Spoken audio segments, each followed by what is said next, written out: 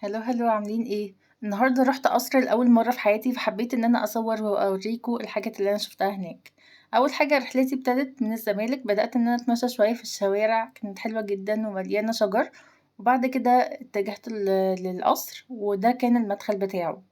دخول القصر مجاني تماما، بس الحاجة الوحيدة اللي بيطلبوها هي البطايق علشان يتأكدوا ان احنا مش under age. أول حاجة هتلاحظوها أول ما تدخلوا هو النيل، القصر على النيل مباشرة، وفي كراسي برضو للقعدة بس هما كانوا قافلينها.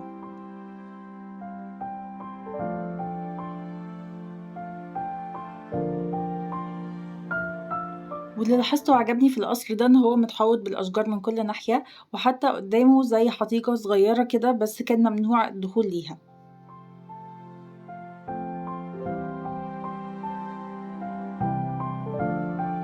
تفاصيل القصر كلها عجبتني قوي من أول ما أدخل الباب. واللي عجبني كمان اللوحات الموجودة هناك اللي هما كاتبين جنبيها شرح كل حاجة تخص اللوحة دي.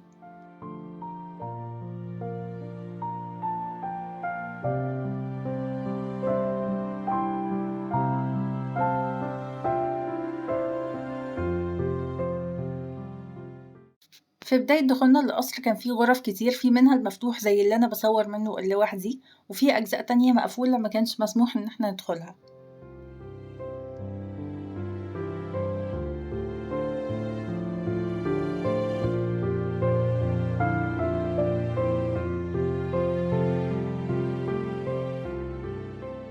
كشخص مهتم بالتفاصيل في حاجات عجبتني أوي هناك زي الحيطان اللي فيه أجزاء منها معمول الزخرفة بتاعتها بالقطيفة، وفي حاجات معمولة برضه من الكتان.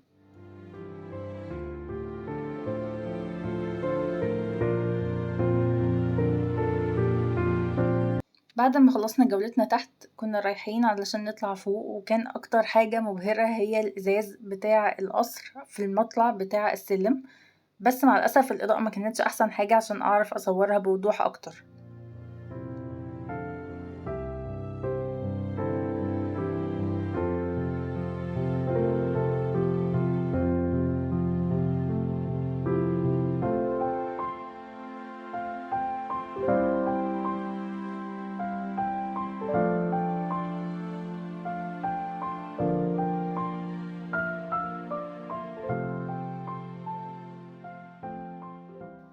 إزاز الشبابيك والسقف كان بجد تحفة فنية، وكان معمول بدقة عالية جدا وعجبتني جدا ألوانه.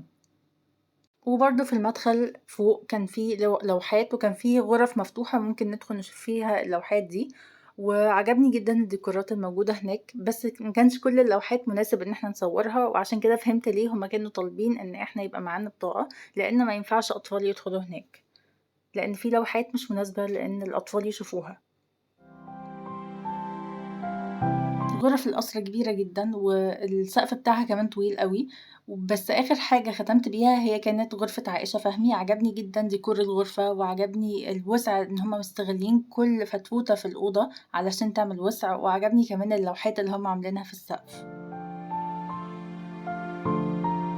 بعد ما خلصنا جولتنا في الغرف المفتوحة في القصر فوق، نزلنا تحت وكان في متحف بس ما كانش مسموح إن إحنا نصور فيه فيديو، فأنا وقفت شوية على النيل وبعد كده نزلت صورت لكم شوية صور من المتحف، وبقية الصور هنزلها على الانستجرام.